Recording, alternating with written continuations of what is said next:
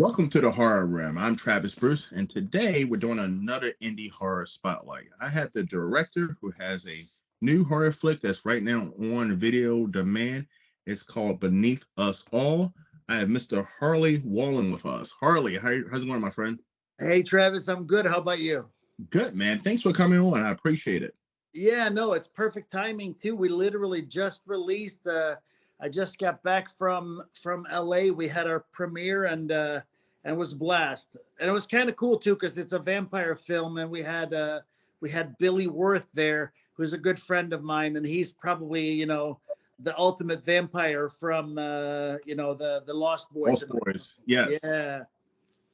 So tell everyone a little bit about Beneath Us All. So we what we wanted to do was we wanted to take a film and give it a Stephen King feel, more of that suspense and mystery and storytelling, and a bit of a fantasy saga. That was kind of what we aimed to do, and then put a family drama and dynamics that are pretty difficult to begin with, where there's a husband and a wife who is taking care of foster kids, and they're kind of doing a puppy mill just to make money. And that was pretty much the thing. They weren't super good to their kids or anything. And those two worlds collide, which I think makes it for a really good run. Sounds like an amazing and interesting, unique dynamic for a horror flick. Yeah, I mean, it is definitely a horror film because of all the elements of horror in it. But it is, I had people saying it's so hard to call the genre on this because you have such a strong drama between the family and everything that goes on in the family. And then you have this creature that's just continuously gaining strength after he's unearthed by the young girl. And then you see the collision course coming closer and closer. And then it's a horror movie for sure, the last 45, 50 minutes of the film. And going into it, it's more of storytelling and getting us there, which you could probably tell if you watch The Devil's Left Hand or Ash and Bone. I love storytelling, and I love getting the audience a chance to get to know the characters and give them a reason to like them or not like them, and be at least intrigued by them. Yes, and we're going to go into Ash and Bones because I've seen that. I got tons of questions to ask you about that. Sure. Yeah. With Beneath Us All, what was some inspiration? Did you have any inspiration from any previous movies that you were like, you know what, I like those bits and pieces and I'm going to plug them into my movie? Yeah, so the inspiration started when we were building the script. I don't know if you've seen Let the Right One In. It's a Swedish vampire film. Both me and my writer, Brett Miller, shout out Brett, we really liked that film and felt like it kind of slid under the radar a little bit here in the States, but it was a huge film in Europe. But we wanted that.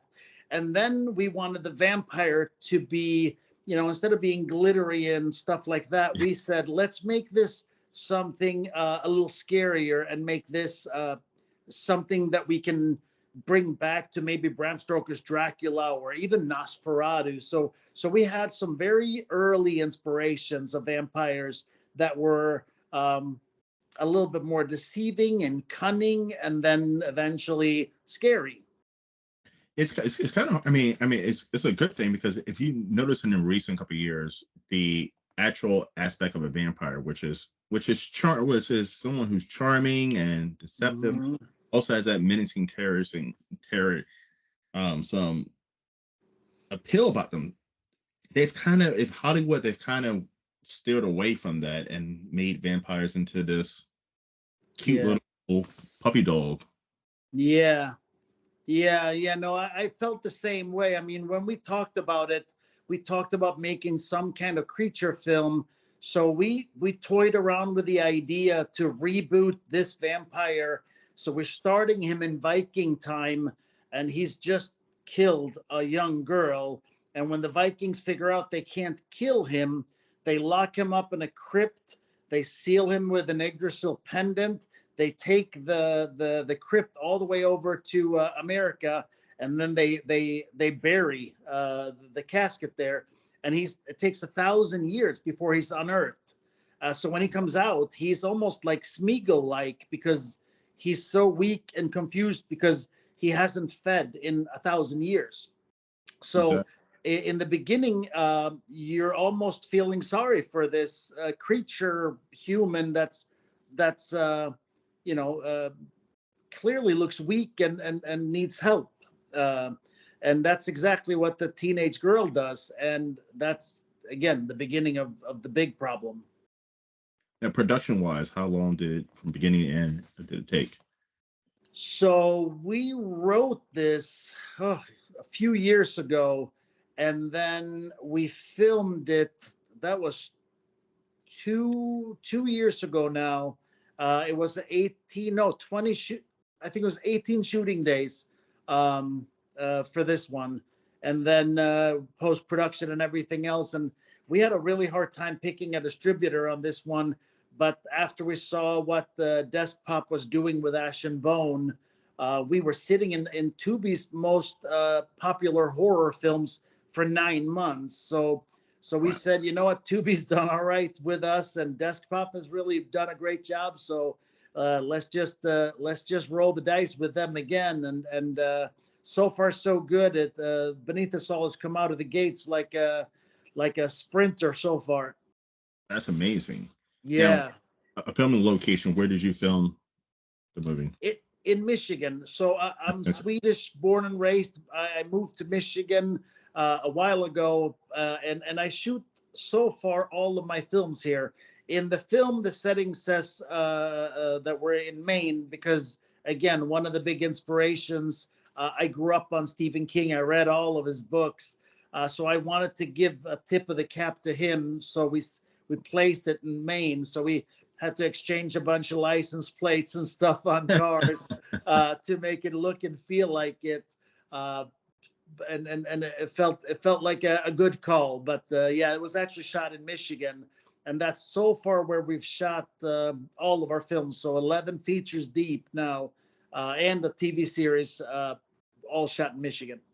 That's awesome. Like, Michigan is doing big things. So I've talked to a lot of indie film directors, and there's a lot of them coming out of Michigan. Yeah, it's really interesting. We have a really good urban community here, and the urban films on Tubi are doing incredibly well. I've been in quite a few of them myself as an actor, and then we have a couple of guys that are focused on doing, these rom-coms and holiday movies. And then us, obviously, and a few guys that are out in Lansing and Grand Rapids that are doing pretty big things as well for the indie market anyways. Mm-hmm. So, yeah, I think we're doing pretty well. And I think the blessing with Michigan is you have all 4 seasons. So there are things you can do that you can't do if you don't have the seasons here. Also, because we have lakes that are as big as oceans almost. Where you can't see land when you look out, we can pretend that we're in an ocean when we're by the big lakes. Yeah. So you have the sand dunes on the west. You could literally make that out to be a desert if you wanted to. You could film dunes there, in the dunes over there, and then everything else we have the city landscape and everything else. So I'm giving a nice plug for Michigan here, but. Yeah, it's a good place to film for sure. Awesome. Now you're 11 films deep. Does it get easier? No. The funny thing is, I kept thinking once I just get a little more money, that the problems would kind of go away. And it seems like when you get more money, there's more pressure, and then you have to do even better. So it's like I don't know, you're climbing a ladder that never ends, which, I'm a martial artist. I started in judo when I was 7 and I trained until I made the national team and competed my whole life, including in the cage as an MMA fighter. So I like the fact that you can't graduate because that's just my personality to begin with. I like something that makes you just have to continuously get better, because I think the minute that you start resting on your laurels and feeling good about what you've done, everybody starts passing you up, because you have to learn and adapt and grow continuously.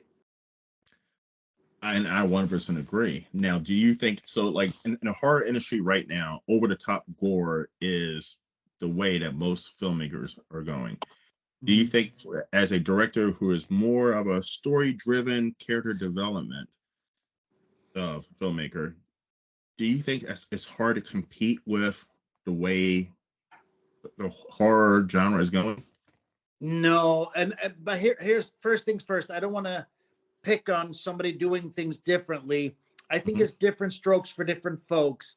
There's a huge audience out there that loves WWE, but when they watch a UFC fight, if they hit the ground, they're bored because they don't know what's going on. Mhm. So it's the same thing when it comes to film. If you don't have, if you can't keep up with the story, or if you kind of like to text and fiddle around on your phone when you're watching, then my movie's probably not for you, because you have to pay attention. Um, but uh, again, I watch some of those cheese toast movies, and they're entertaining. So there's nothing wrong with either one. I think it's just what you're in the mood for. I like more, um, I like my stuff a little chewier. I like to think. I like to pay attention. I like to wonder. So to spend my belief, it has to be a little bit better acting, and you do need to get some prettier shots and stuff like that to keep my attention. But it's not, to each their own. Nothing wrong with like in any other way to make films. And I don't know if it's because the older I'm getting, but I'm staring. I used to be a big gore hound, I used to love. Mm, I still like watching them, but like yeah. more towards a good story, a good, character development, acting. And you don't get those with the gore movies. And Yeah.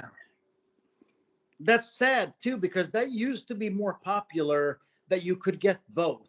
mhm. Unfortunately, that is not as common anymore. Actually, the one that we're in pre-production for now has both, and I'm really excited because we went pretty light with gore in Ash and Bone, and we were medium in The Devil's Left Hand, and we obviously had a little bit more with the vampire because it's a creature. But in the one that we're working on next, we're going to get kind of dirty in it, but it still has a fantastic story with a backdrop, with a bit of mental health and a bit of opioid addiction. So we have something real and tangible there as well.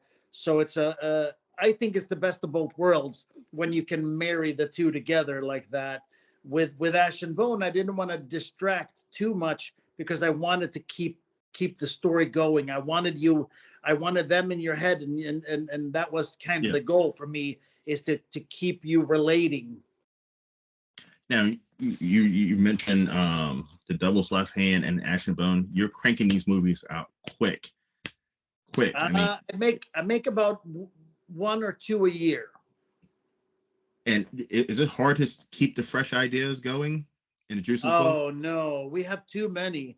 We have so many ideas. We're even sitting on several scripts at the moment that we have said, hey, we need a little bit more money for this one, and so we're shelving ourselves actually. So the ideas, there's no shortage of. I'm a cinephile. I love watching movies, and I love concocting up all these ideas about things. It just, I don't know why it gets me all excited to dig into this. And Brett's the same way, and I think that's why we work so well together. That's amazing. And Yeah, now I'm going to talk about one of your movies I had a privilege of seeing recently, and that's we talked about Ash and Bones. yeah. Great movie. The Thank gentleman you. who plays the brother villain. He's menacing. Cleet, yeah, his name is Yes. Jimmy Doom, and Oh, you can see him in Kill the Irishman. He is a really, really good actor, and he definitely has the chops to do a lot of things, but the way he took on this role was pretty amazing. Both him and May, the sister, I Hmm. think are just standouts. I think I looked at the film when we were editing it, and I'm like, they're going to be at horror cons for the rest of their life, Yeah. signing pictures with those two, because they're so, I mean, insane, and you feel like they, time left them by, and they're just inbred psychopaths. And it's been a while since I don't think we've ever seen a brother and sister killer combo in a horror flick. I'm not sure. Yeah. That's a good one. I'm gonna have to check that out now because Yeah. I'm not sure that we have either. I don't think he did. Now, is that his real voice? Huh? No. Oh, We okay. had a. You know what's really funny? For the first table read, both of them came in and they were talking with a southern accent, and I'm like, no, no, no, no, no, no, no, no, no. This is taking place in Detroit, and the dad is taking the daughter up north. So these guys have to be like from the UP or something, the Upper Peninsula, and they're like, oh. So we had to worry about getting some dialect work and stuff done. But they were both such pros. They did fantastic. Amazing, amazing. Yeah. All right, now I'm going to say something negative about one of your movies. Not really Yeah. negative, but the daughter in this movie. Oh no, hold on, I'm gonna shoot something else. By the way, you and your wife did an excellent job. You actually played husband and wife. Thank you. Yes. And was this the first time you two have played? I mean, been in a movie together? No, so yeah, so we actually we're in all of our films to some capacity. We were both actors first, so the fact that we direct and produce and write and so on and so forth, we were actors first. So that's something we're gonna keep doing. But it was the first time we played husband and wife. And it was a lot of fun to do that, even though our characters were not really a whole lot like us. I think my character was a bit of a pushover and kind of passive aggressive, which doesn't match me at all. But I liked the fact that he was always trying, even when he was completely screwing it up. Yeah. Now the daughter in this movie is Mhm. absolutely annoying. Yes, we everything wanted that. you wanted. Yes. I'm gonna ask you.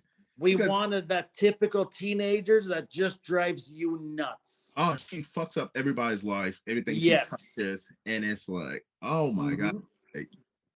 yeah. And Yeah, it was really funny because we were talking about is this going to be bad because we don't have a real hero in the movie? yeah, You know what I mean? Because Uh-huh. and I said, you know what, screw it, because everybody's so worried about the formula. I said I like the fact that she's abrasive and kind of a douchebag because Mhm. that's good, and a lot of teenagers are that way because when you are 17, 18 years old, you know everything. So we kind of wanted to be that because that's kind of what happens. You brought a real life aspect in the movie too. Yeah. Um, having a teenager and introducing a new partner in as mom and dad Mhm. can cause a lot of trouble and rift. Yeah. Yeah, that's a tricky thing, and we wanted to tackle that because I think people don't understand how hard that is uh, to go play mom or dad to somebody, um, and you don't really know what to do. And in this case, there's an age gap between us as well, and I thought that was something fun for us to play with. So now, Lucas goes and marries this younger wife, and the daughter just rebels even harder because of it. Yeah, awesome. So, and you say you're working on a new project. Do you want to talk Yes. about that, or are you able to talk about it? I so wish I could. It Okay. hasn't been announced yet, and this is our first studio deal. So unfortunately on this one, I can only say what I've said so far, except I'm super excited to make it. It's a great script. And like I said before, I think that the marriage between that we were talking about Mhm. between story and still pretty solid gore. And then the suspense parts there's some pretty nice jump scares as well, but not it's not going to be, you know, Final Destination type of thing. Yeah. It's more of using it at times, but it has a lot of payoffs, and I'm looking forward to this because we've done so many nods to, you know, The Devil's Left Hand was to back to the Poltergeist and the Exorcist. We were giving the nods to those supernatural thriller horrors. Then Ash and Bone was, you know, the ones that I just told you about, and now we did the Stephen King, and so we wanted to give that nod to Stephen King and the vampires and everything with Beneath Us All, and then, you know, with this film, we don't have a direct inspiration, so what we're doing is we took this script that was originally more of a thriller, I would say, and then we beefed it up, and now I think the script has jump scares, it has you know, like real gore, much more than what we've kind of played with before. Beyond that, you know, the rest of suspense and whatever else goes into the formula. But this story in and of itself, what I really like about it is it's so relatable. It takes place with somebody who is fighting addiction, and I think to some degree you don't really know what's real because you kind of get to go with him when he goes dark, and I really like that. I think it's super relatable, and I think this is going to be something special. Awesome. Now, one last question. Yes. As a filmmaker, when you are making your project, do you ever leave it open-ended where there could possibly be a sequel? Is thinking about a sequel is part of your writing? Yeah, I mean, to some degree, but I don't overly think about that. There's been some where I wanted the sequel to the point that I think I tilted it maybe a little heavy for the sequel. But I think you can give a satisfactory ending and still do a sequel. I really do. And I think I wish I would have knew that earlier, because in all honesty, most films, you can bring them back. It's a movie. Get your voodoo priest to come on out and sprinkle some juju bears on them and bring them back. It's all possible. So, you know, so give the audience the ending they want, or the ending they need, or the ending they don't want, but give them an ending, because I can tell you a couple of times I was so focused on that sequel that I knew afterwards that I'm like, you know what? This is not satisfactory. There's a bunch of people that just got killed and they didn't even get an ending. And I want to be better with that. And so there may be a sequel. Like we're actually working on a sequel. We have a script for Ash and Bone 2. And people would go, how is that going to happen? But it can happen. Is it a voodoo priest? No, but we actually did talk about it. That's why I brought it up, because we actually did talk about that. Like that would be a way that we could bring him back, or maybe extend the family line or something.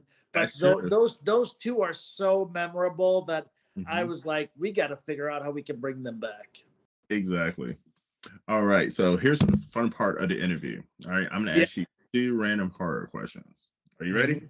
I'm ready. Okay. What is one iconic horror movie that people love that you think is totally overrated?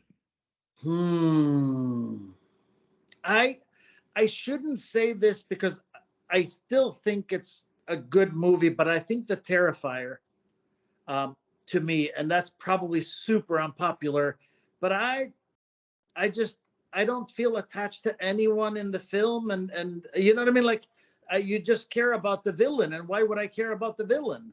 I felt a little bit the same way about the Texas Chainsaw Massacre on Netflix. Oh, you hated all the Because characters. I didn't care about a single person in the movie, and I caught myself glancing off doing other things because I just didn't care about the people because they didn't do anything to set anything up. I feel. So Listen, yeah, I agree with you with the Texas Chainsaw Massacre on Netflix.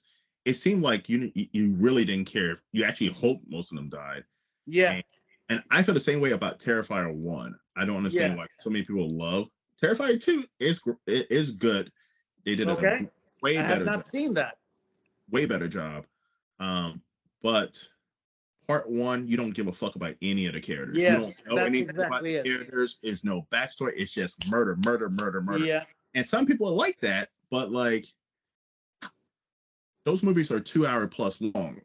yeah, How much of that can you fucking watch? You know? yeah, yeah. I know. I agree.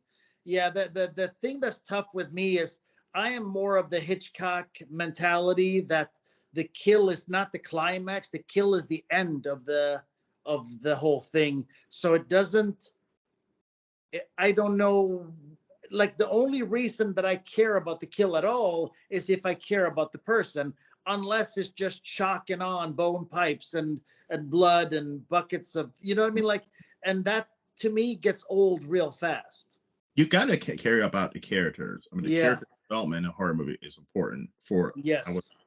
not for everybody, but even if like I grew up in the 80s and you watched the Friday the 13th, they didn't did a whole lot, but at the same time, you kind Yeah, of you got enough. but you got enough where you kind of you don't want to see Sally or someone die, Yeah. you know. And watching the Texas Chainsaw Massacre and the first Terrifier, you don't give a fuck Yeah. about any of these characters. You I really don't. agree. You don't care about any of these characters. Nope. They did no development on who they are, what they are, how where they are the person, what they do for a living. None of Yeah. that. Just slashing for Yeah. a long period of time. Yeah. And again, nothing wrong if that's what you're into. It's just Mhm. not my cup of tea. I need to care about the people on screen. Otherwise, their death means nothing. Exactly. Now to Terrifier 2, they did a way I better got to job see that of, now. yeah, they did a way better job of at least give me some characters that you fucking care. You All know. right. Good. Good. Good. Good. All right. Second question. Okay. Who is your favorite final guy? Not final girl, final guy. I've never asked that question before. Oof, interesting. Final guy.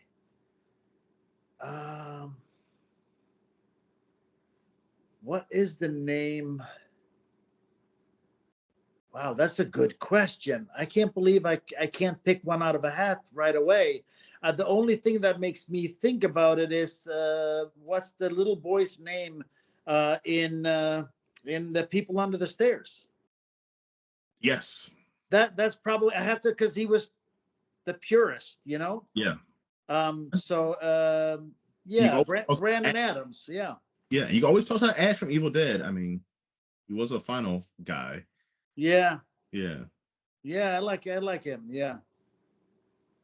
All right. So Harley, how can everyone find you, my friend? So if you wanna catch up with me, I am on social media. So Harley Wallen, you can search me and find me. I do my own social media. I am on Twitter or X or whatever it's called now. Yeah. I don't use it a whole lot. It's just I've never understood the way people kind of talk at each other. So I've never quite gotten into it. But I'm on Facebook and Instagram pretty heavily. So those two, if you want to hang out and come chat, I'm all about it.